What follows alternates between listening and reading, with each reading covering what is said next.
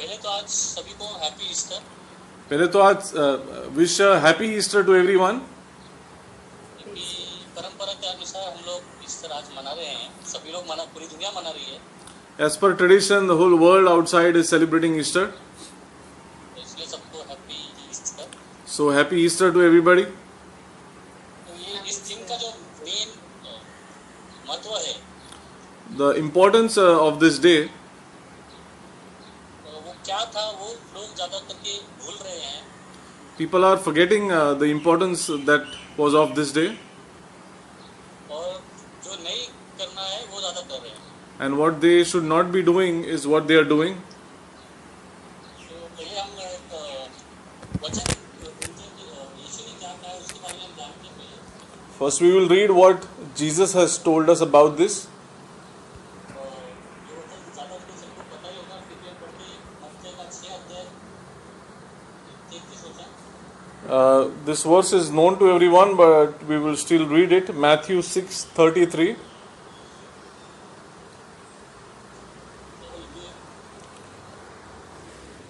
हाँ,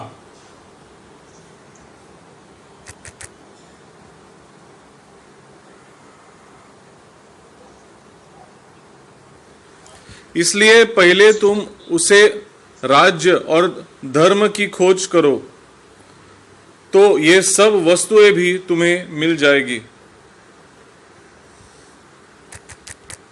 यहाँ पे यीशु ने 3 चीजें कही है। Jesus tells us about 3 things here. पहले वो कहते हैं कि पहले तुम उसकी राज्य First, धार्मिकता की खोज करो। he says, first seek his kingdom and righteousness. और फिर ये सब बाकी जो चीजें हैं वो बाद में तुमको अपने आप मिल जाएगी। So all these other things anyways will be given to you if you pursue these 2 things. तो आज क्या हो रहा है, But what is happening today? लोग दूसरी चीजों के पीछे ज्यादा भाग रहे हैं। People are pursuing all these other things, or people are pursuing the other things, और उसके राज्य और धार्मिकता के पीछे ज्यादा कोई ध्यान नहीं दे रहा। but his kingdom and his righteousness, not many are looking after it, or not many are pursuing it. बहुत लोगों को परमेश्वर का राज्य क्या है और धार्मिकता क्या है वो कैसे पता चलती है। How do people know what is the kingdom and what is the righteousness of God?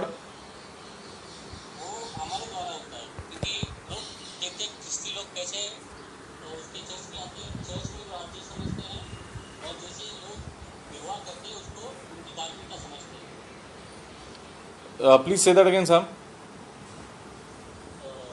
लोग जो है चर्च को और धार्मिकता को कैसे जान पाएंगे, ये हमारे ऊपर, जो ख्रिस्ती लोग हैं उनके ऊपर निर्भर है।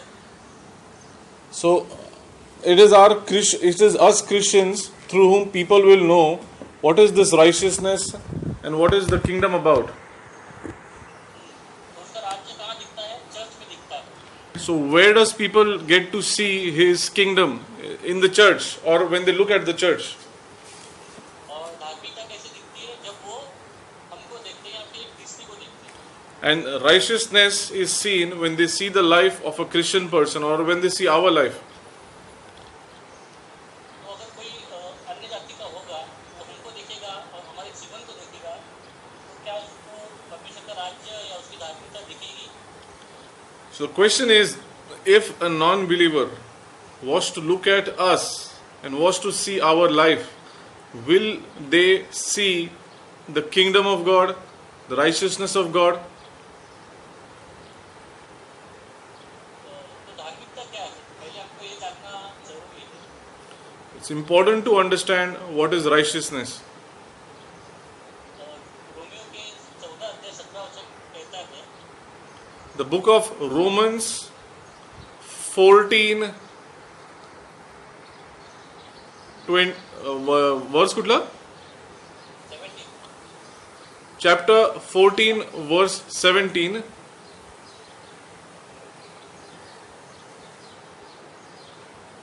क्योंकि परमेश्वर का राज्य खाना पीना नहीं, परंतु धर्म और मेल मिलाप और वह आनंद है जो पवित्र आत्मा से होता है। तो परमेश्वर का राज्य क्या नहीं है, सिर्फ खाना और पीना नहीं है। The kingdom of God is not merely eating and drinking. तो उसके राज्य के लिए हमें किसकी जरूरत है? जरूरत है धार्मिकता, शांति, आनंद। So what do we need? We need righteousness, we need peace, we need happiness. तो भी हम जानेंगे कि धार्मिकता क्या है। So today we will try to understand what is righteousness. संसार में धार्मिक चीजें करने वाले बहुत सारे लोग हैं। Because in this world you will see a lot of people who do righteous things. जो धार्मिक चीजें करते हैं वो क्या गलत करते हैं? So do they do wrong things when they are supposedly doing the righteous things? तो हम अन्य जातियों का नहीं, बस क्रिश्चियन से ही उदाहरण लेंगे। We will not look at the non-believers, we will look at the Christian community. हम चर्च जाते हैं, हर संडे जाते हैं। We assemble in the church every Sunday. हम गले में क्रॉस डालते हैं। We wear a cross pendant in our neck. हम अपने पड़ोसी की मदद करते हैं। How we help our neighbors. तो ये सब धार्मिक चीजें बाकी लोग भी करते हैं। So these things are being done by others as well. तो कैसे पता चलेगा कि हम उनसे अलग हैं? So how are we distinguished from others? How is it?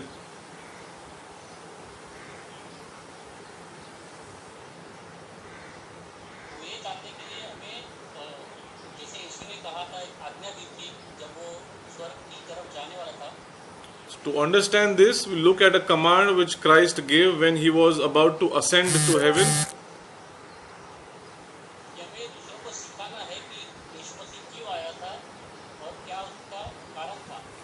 The Great Commission, we have to go and teach people why Christ came in the form of man. What was the purpose? और क्यों बपतिस्मा जरूरी है? Why is baptism required? Why is it necessary? और क्यों उसकी आज्ञा का पालन करना जरूरी है? And why is obeying his commandments important? तो ये सब चीजें यीशु मसीह ने इसलिए सिखाई थी कि उसके शिष्य और बताए, उसके बाद चल चल के हम तक पहुंची है। ये सब बातें उनसे हम तक पहुंची है। So, the reason why he taught this is so that through his disciples, down the generations, it has come to us this far. और आज हम किसी को पूछते हैं कि धार्मिकता क्या है, Today, if we ask anyone what is righteousness, तो हमें एक ही जवाब मिलता है ज्यादा करके so we mostly get one answer. कि अगर किसी का भला कर दो तो हमारा भला होगा। If we do good to someone, then something good will happen to us. और क्या यीशु मसीह सिर्फ यही करने आया था? But is this why Christ came, or is this what is taught? नहीं, यीशु मसीह इसलिए आया था कि वो उसके मरे जाने से Christ came so that through his death हम परमेश्वर से जुड़ सके। we can be joined back to God. क्योंकि यीशु कहता है मार्ग, सत्य और जीवन मैं ही हूँ। Because Christ says the way, the truth, and life is Christ. हम धार्मिकता से हम यशायाह की किताब में पढ़ेंगे 54 अध्याय में 14 वचन। Isaiah 54:14. Isaiah 54:14.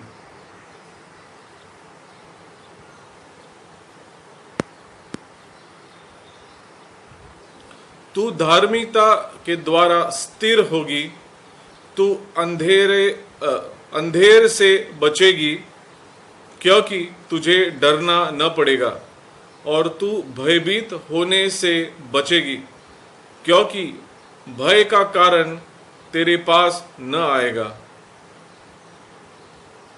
तो ये है कि धार्मिकता के कारण हम बचे रहेंगे, ये तो हमारे लिए नहीं, सभी के लिए होता है।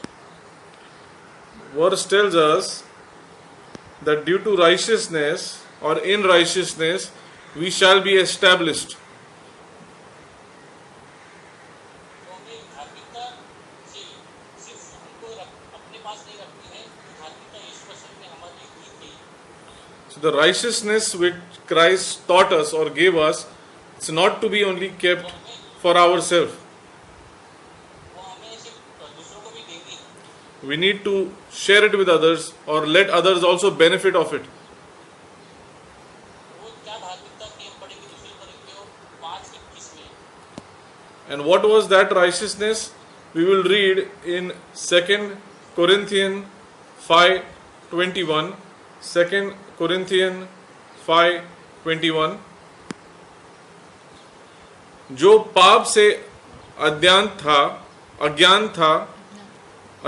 जो पाप से अज्ञात था, उसी को उसने हमारे लिए पाप ठहराया कि हम उसमें होकर परमेश्वर की धार्मिकता बन जाए। Beautiful words. तो धार्मिकता क्या थी? यीशु मसीह जिसको पाप नहीं पता था, उसने हमारे पापों को उठाया, वो उसकी धार्मिकता थी। So what was righteousness for Christ? That he who knew no sin became sin for us, ताकि हम धार्मिक बने, so that we might become the righteousness of God in him. तो इस प्रकार हम जानते हैं कि संसार की धार्मिकता और मसीह की धार्मिकता में क्या फर्क है। Similarly, we now understand what is the similarity between righteousness of God and righteousness of this world, or according to this world. फर्क क्या है? इसमें फर्क क्या है कि हम ये वचन से जान पाएंगे। So whether it is same, whether there is a similarity, whether there is a difference, this verse or these verses teach us. संसार की धार्मिकता है जो पाप करती है और पाप नहीं बढ़ती है। Sorry, say that again, Sam. संसार में जो धार्मिकता लोग फॉलो करते हैं, So the righteousness which the worldly people follow, or the people of the world follow, वो अपने पाप के साथ ही चलती रहती है। where they continue being in their sins. तो परमेश्वर की धार्मिकता क्या थी? But what was the righteousness of God? उसको पाप नहीं पता था, फिर भी उसने हमारे पापों को उठाया। He who knew no sin became sin for us. पढ़ेंगे रोमियो की 4 अध्याय 25 वचन में। Romans 4:25. Romans 4:25. वह हमारे अपराधों के लिए पकड़वाया गया और हमारे धर्मी ठहरने के लिए जिलाया भी गया। तो हम यहाँ देखते हैं कि यीशु मसीह हमारे अपराधों के लिए पकड़ा गया था और हमें धार्मिक ठहराने के लिए उसको फिर से आज का दिन उठाया गया। We see that he was delivered for our offenses and was raised for our justification. यीशु मसीह को मृत्यु में से जीवित करने का परमेश्वर का जो कारण था, Why was Christ raised back from the dead? तो कारण यही था कि हम नीतिमान बन सकें। So the reason was so we can be justified through him. क्योंकि परमेश्वर ने जगत से ऐसा प्रेम किया था, ये वचन हम जानते हैं कि उसने अपना एकमात्र पुत्र दिया ताकि कोई किसी का नाश ना हो, पर सबको अनंतकालीन जीवन प्राप्त हो। Because we know that God gave his only begotten Son. Why? So that no one should perish, but everyone should have eternal life through him. तो परमेश्वर के जो रेस्टोरेशन कार्य था, this entire work of God restoring us back to Him, उसकी main जो मुख्य बात जो थी वो थी धार्मिकता। so the root of that or the cornerstone of that was righteousness. क्योंकि जो धार्मिकता आदम को परमेश्वर ने दी थी, Because the righteousness which God gave Adam वो आज्ञा भंग करने के कारण उसने गवा दी थी, that was lost because he had disobeyed. और वही धार्मिकता प्राप्त कराने के लिए यीशु मसीह को मारा गया, गाड़ा गया और फिर वो जी उठा।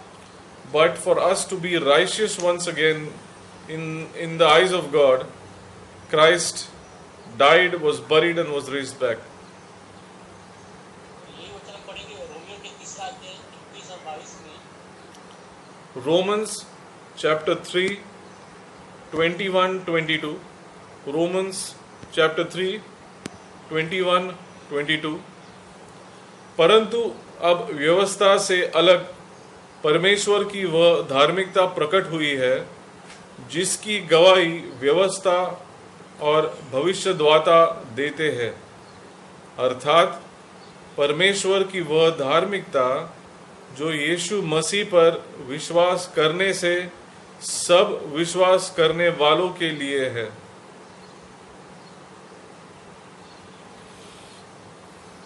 यहाँ पे हम देखते हैं कि जो व्यवस्था थी जो पुराने नियम में, Here we see that the law which was there in the old times, उसको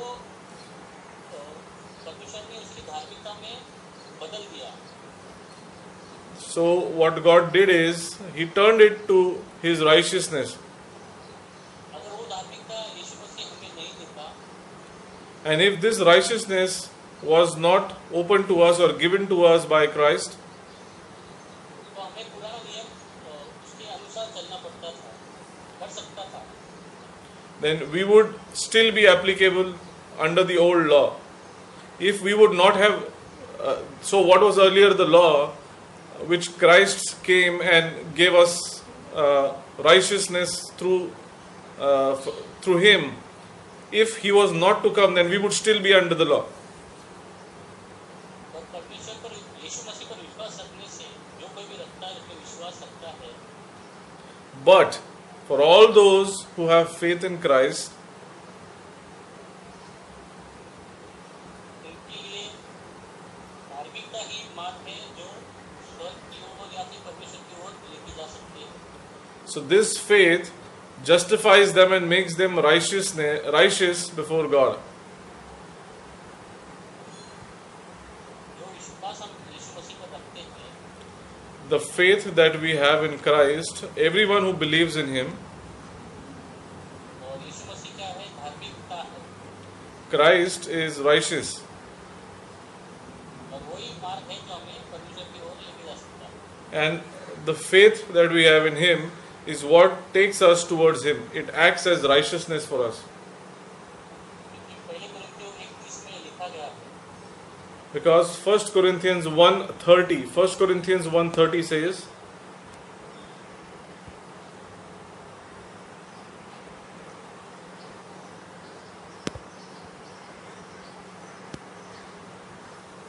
परंतु उसी की ओर से तुम मसीह यीशु में हो, जो परमेश्वर की ओर से हमारे लिए ज्ञान ठहरा, अर्थात धर्म और पवित्रता और छुटकारा।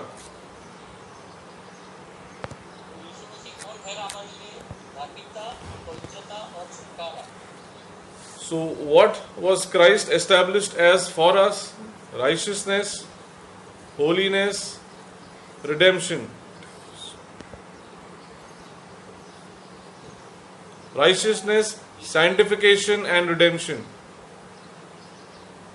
यीशु मसीह के उस बलिदान की वजह से हमें क्या प्राप्ति हुई? What did we get by the sacrifice of Christ? कि हम परमेश्वर के सामने खड़े रह सकते हैं, That we can stand before God, उनके साथ अपनी सहभागिता पुनर्स्थापित कर सकते हैं, we can have a fellowship back with Him,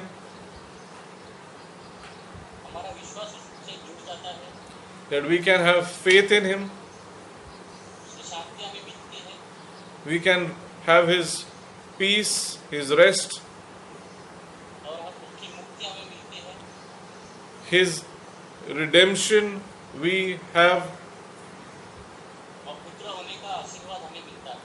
and we have sonship as a blessing.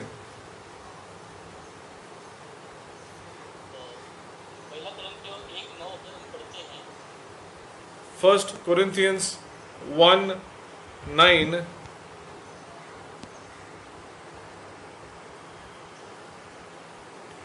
परमेश्वर सच्चा है जिसने तुमको अपने पुत्र हमारे प्रभु यीशु मसीह की संगत में बुलाया है। और यूहन्ना 1:12, John 1:12. John 1:12.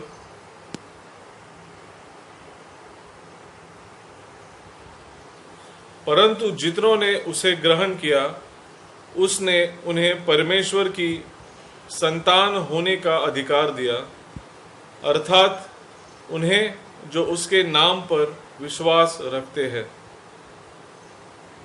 ये वचन में देखते हैं कि क्यों हमें धार्मिकता के कारण धार्मिकता से हमें बुलाया गया है कि हम यीशु मसीह के साथ सहभागिता करें, वैसे ही पिता के साथ भी सहभागी हो।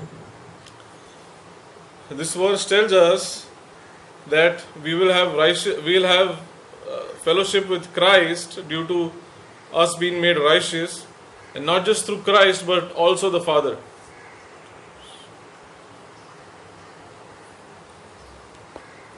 तो पौलुस दूसरा तिमोथी 4:8 में धार्मिकता के विरुद्ध के बारे में कहता है, 2 Timothy chapter 4 verse 8.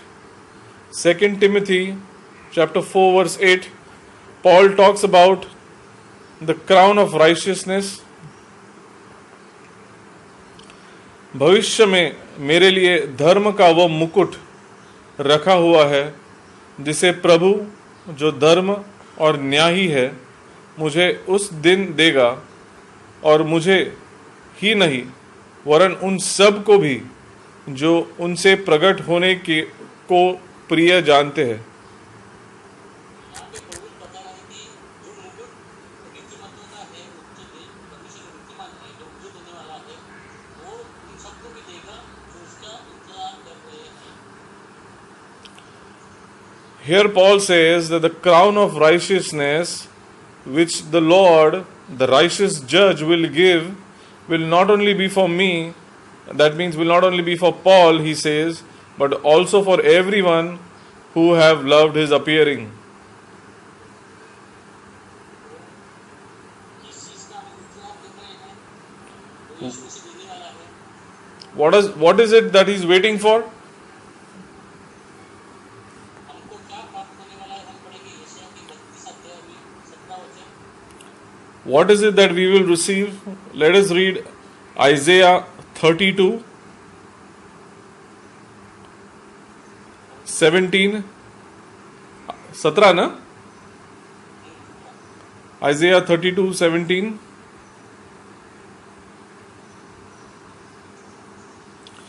और धर्म का फल शांति और उसका परिणाम सदा का चैन और निश्चिंत रहना होगा। धार्मिकता का फल क्या है, ये भविष्यवाणी यशायाह ने की थी, तभी धार्मिकता का फल क्या मिलेगा। So the prophecy made by Isaiah, what will be the fruit of righteousness fruit of the works of righteousness? अनंत काल का स्वास्थ्य और निर्भयता। Assurance forever and quietness. तो देखते हैं कि जो परमेश्वर की शांति है, जो हमारे समझ के परे है, This peace of God that is above our understanding वो हमें उस सार्वकालिक जीवन में प्राप्त होगी। is what we will have when we get eternal life. वो तभी होगा जब हम परमेश्वर की धार्मिकता को अपनाते हैं, And that will happen when we accept the righteousness of God. इफिसियों 4:24 कहता है, Ephesians chapter 4 verse 24. Ephesians 4:24.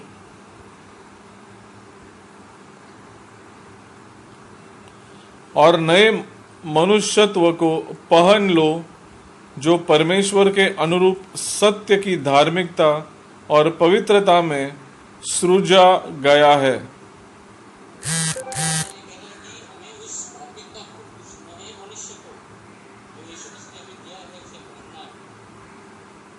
This verse tells us that we are to wear this new man, this which has been created according to God in true righteousness and holiness. तभी क्या होगा, हम परमेश्वर के समान या फिर परमेश्वर के सामने जा पाएंगे। And that will have us stand before God. याकूब 5:16 कहता है, धार्मिक की प्रार्थना प्रबल होती है।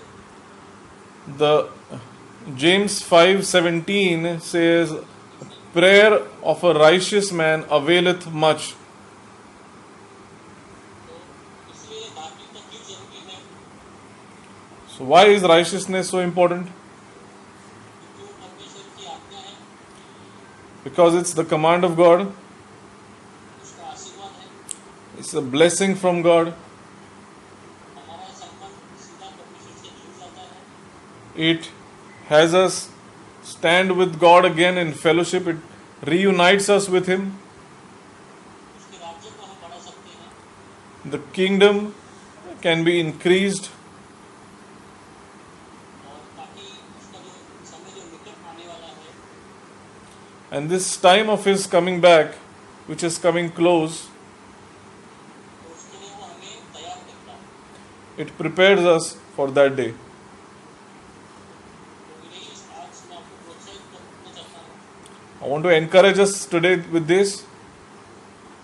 कि संसार की धार्मिकता के अनुसार हमें नहीं चलना है। We have not to be righteous according to the definition of this world, तो जो वचन की धार्मिकता बता रही है, but the righteousness which the word of God tells us.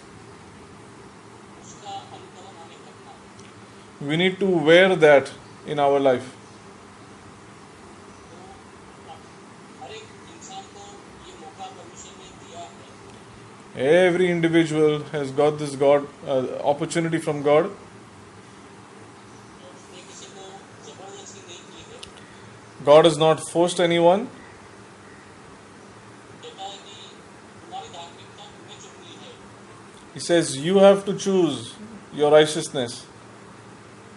तो ये हमें किसी को बताने के लिए नहीं करना है, We don't need to do this to tell somebody that we are righteous. या फिर किसी को खुश करने के लिए नहीं करना है।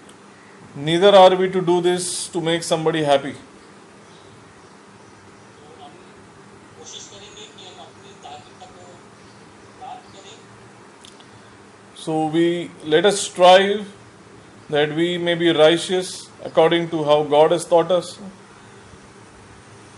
और उसके राज्य को प्राप्त करें, So we may also pursue and have His kingdom.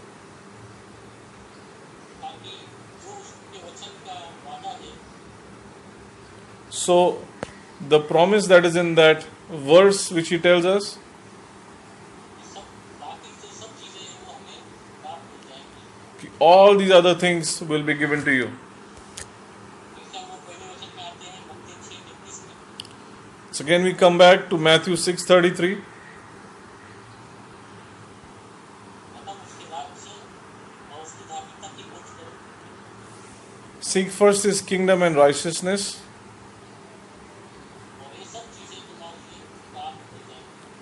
and all these things will be given to you. तो हम इसी तरह मैं आपको प्रोत्साहित करता हूँ कि आज हमने जो देखा, So this verse that we saw today, the learnings that we had from today, कि धार्मिकता में हमें कैसे बढ़ना है और दूसरों को भी उस धार्मिकता के बारे में बताना है। how are we to be righteous, and we are to teach others as well about how to be righteous.